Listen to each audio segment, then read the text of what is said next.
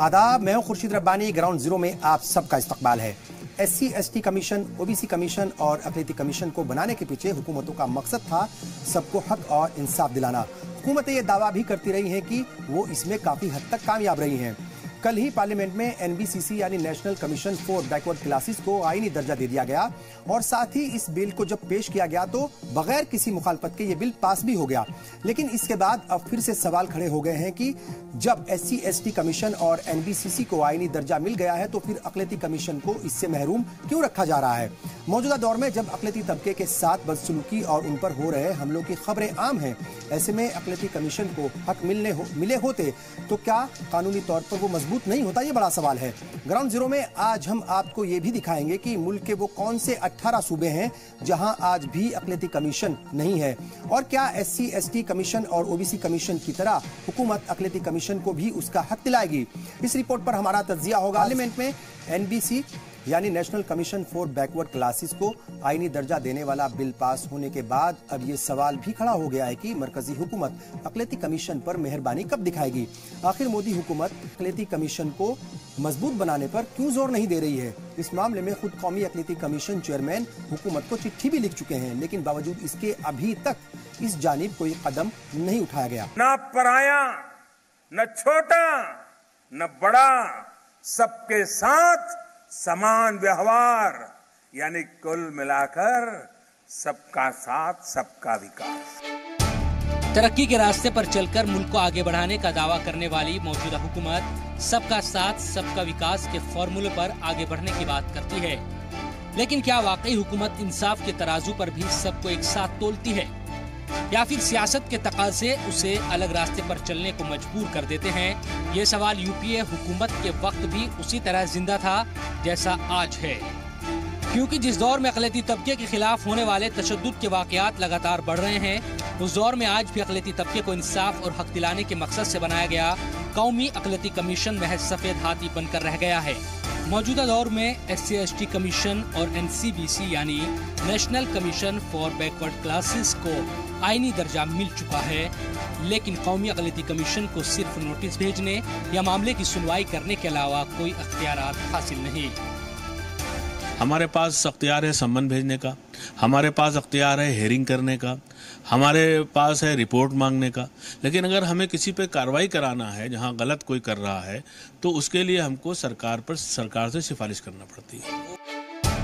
कौमी अक़लियती कमीशन को इसलिए बनाया गया था ताकि अक़लियती तबके के हकूक महफूज रहे और कोई नाइंसाफी ना हो, लेकिन ये सच है कि हुकूमतों ने इस कमीशन को अख्तियारात और हुकूक देने में बेहद कंजूसी बरती है।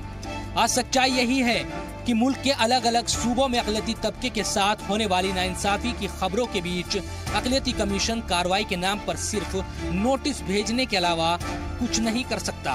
कमीशन के चेयरमैन इस सिलसिले में सरकार को लेटर भी लिख चुके हैं, लेकिन हालात में कोई तब्दीली नहीं आई। अब सवाल यह है कि जब एक दिन पहले ही NCBC को आईनी दर्जा दिया गया है तो फिर अक़लियती कमीशन को नजरअंदाज क्यों किया जा रहा है, जबकि जानकार मानते हैं कि अगर कौमी अक़लियती कमीशन को आईनी इदारा बनाया जाता तो ज्यादा असरदार होता और सिस्टम को इससे ज्यादा फायदा पहुंचता, लेकिन ऐसा हुआ नहीं। और जमीनी सच ये है कि साल भर तक अक़लियती तबके से जुड़े मामलों को हरफों में पिरोकर तैयार की गई अक़लियती कमीशन की रिपोर्ट भी पिछले कई बरस से पार्लियामेंट के पटल पर नहीं रखी गई है। फिर इस पर चर्चा होने या कार्रवाई होने की बात तो छोड़ ही दीजिए। हालांकि सरकार को नहीं लगता कि कौमी अक़लियती कमीशन को कम हुकूक दिए गए हैं।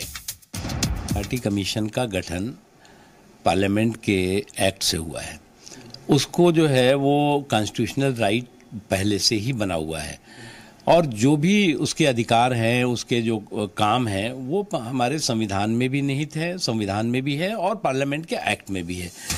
यकीनन ये तमाम सवाल हैं जो UPA हुकूमत के वक्त भी पूछे जाते रहे और आज NDA हुकूमत के वक्त भी पूछे जा रहे हैं। कौमी अक़लियती कमीशन को आईनी हुकूक मिलेंगे तो बेहतर तरीके से काम कर सकेगा, इस बात को सब जानते हैं, लेकिन हुकूमत इस तरफ ध्यान देने को कभी राजी नहीं हुई। यही वजह है कि अब फिर से मांग उठाई जा रही है ताकि कम से कम सरकार इस बारे में जरूर सोचे। कैमरामैन RD के साथ जी मीडिया के लिए दिल्ली से मैं शोएब रजा। मुश्किल सिर्फ इतनी नहीं कि हुकूमत इस जानिब ध्यान देने को राजी नहीं, या फिर वो जानबूझकर इसे अनदेखा करती आई है। बल्कि दिक्कत तो ये भी है कि अलग अलग सूबों में अक़लियती तबके के खिलाफ बढ़ रहे मामलों के बावजूद भी हुकूमतें संजीदा नहीं दिख रही। आप ये रिपोर्ट देखिए और सोचिए कि करीब 18 सूबों में अगर अक़लियती कमीशन ही नहीं है तो फिर अक़लियती तबके की परेशानियां कौन सुनेगा और ऐसे में उनको कौन हल करेगा। कौमी अक़लियती कमीशन को पार्लियामेंट के जरिए 1992 के कौमी अक़लियती कमीशन एक्ट के तहत बनाया गया था। कमीशन में एक सदर, एक नायब सदर और 5 रुकन होते हैं जो अक़लियती तबके की नुमाइंदगी करते हैं। अक़लियती तबकों के हुकूक की खिलाफ वर्जी न हो और उन्हें इंसाफ मिले, कमीशन का ये सबसे बड़ा मकसद था। लेकिन कमीशन की कमजोरी ये रही कि खुद ही अपने हुकूक को हासिल नहीं कर पाया। ऐसे में अक़लियती तबके के हक की हिफाजत कैसे करता। यूपीए से लेकर मौजूदा एनडीए हुकूमत तक इस कमीशन के हालात में कोई तब्दीली नहीं लाई। कहने को तो कमीशन की तश्कील हर हुकूमत में मरकजी और सूबाई सतह पर होती रही, लेकिन इसको ताकत देने की हिम्मत किसी सरकार ने नहीं दिखाई। हुकूमतें कितनी संजीदा अक़लियती तबके और अक़लियती कमीशन को लेकर रही, इसकी तस्वीर से धुंध हटाने के लिए उन सूबों के नाम को जानना जरूरी है जिनमें आज के दिन भी अक़लियती कमीशन नहीं बन पाया है। मुल्क के 29 सूबे और 7 टेरिटरी यानी 36 में से 18 में ही मौजूदा दौर में अक़लियती कमीशन मौजूद है। जिन सूबों में अक़लियती कमीशन नहीं है उनके लिस्ट को भी देख लीजिए। अरुणाचल प्रदेश, गोवा, गुजरात, हरियाणा, हिमाचल प्रदेश, जम्मू कश्मीर, मेघालय, मिजोरम, नागालैंड, ओडिशा, सिक्किम, त्रिपुरा, अंडमान निकोबार, दमन दीव, दादरा नागर हवेली, लक्षद्वीप और पुडुचेरी। इस सिलसिले में संसद के मौजूदा सेशन में ही सरकार ने एक सवाल के जवाब में बताया कि पिछले 2 साल में किसी भी सूबे में कोई अक़लियती कमीशन की तश्कील नहीं हुई है और ये सूबाई हुकूमत की जिम्मेदारी है। हम लोग चूंकि देखिए स्टेट के जो कमीशन होते हैं वो स्टेट गवर्नमेंट का मैटर होता है, सब्जेक्ट होता है। स्टेट गवर्नमेंट ही स्टेट के माइनॉरिटी कमीशन को बनाती है। अभी तक 18 स्टेट ऐसे हैं जहां माइनॉरिटी कमीशन बना हुआ है। 18 स्टेट ये जो केंद्र शासित राज्यों को मिलाकर ऐसे हैं जहां नहीं बना है। अक़लियती कमीशन को मजबूत बनाने से क्या होगा? अगर अक़लियती कमीशन को अख्तियारात मिलेंगे तो उसकी रिपोर्ट सीधे संसद में जाएगी और संसद के लिए उसकी जवाबदेही होगी। अब तक नजर आता है कि कमीशन की रिपोर्ट संसद में पेश ही नहीं होती। अक़लियती कमीशन मजबूत होगा तो आईन के तहत ज्यादा मजबूती के साथ काम करेगा और पूछताछ के लिए कमीशन जिसे समन करेगा उसकी मान्यता ज्यादा होगी। अक़लियती कमीशन को हुकूक मिलेंगे तो वो ज्यादा असरदार होगा और उसे लापरवाह अफसरों के खिलाफ एक्शन लेने का हक हासिल होगा।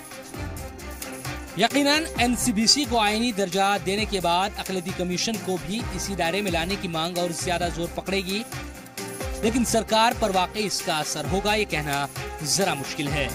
जी मीडिया के लिए दिल्ली से शोएब रजा की रिपोर्ट।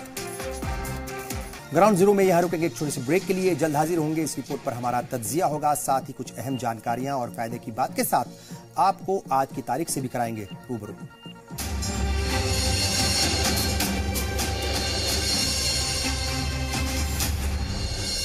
कई रियासतों और मुल्कों में कौमी अक़लियती कमीशन इस मकसद से बनाया गया था ताकि अक़लियती तबके के साथ नाइंसाफी ना हो और उन्हें हक मिल सके। लेकिन मुश्किल इस बात की रही कि यूपीए हुकूमत हो या फिर एनडीए हुकूमत, इस कमीशन को किसी ने उसके इख्तियारात नहीं दिए। मुल्क में कई ऐसे बड़े मामले सामने आए जिनके बाद कमीशन की जानिब से सूबाई हुकूमतों को नोटिस जारी किए गए थे, लेकिन इन सब का जमीन पर कोई खास असर नहीं दिखा। दरअसल कमीशन के पास नोटिस जारी करने और कुछ अफसरान को तलब करने तक इख्तियारात हैं, यानी सिर्फ ये वहीं तक महदूद है।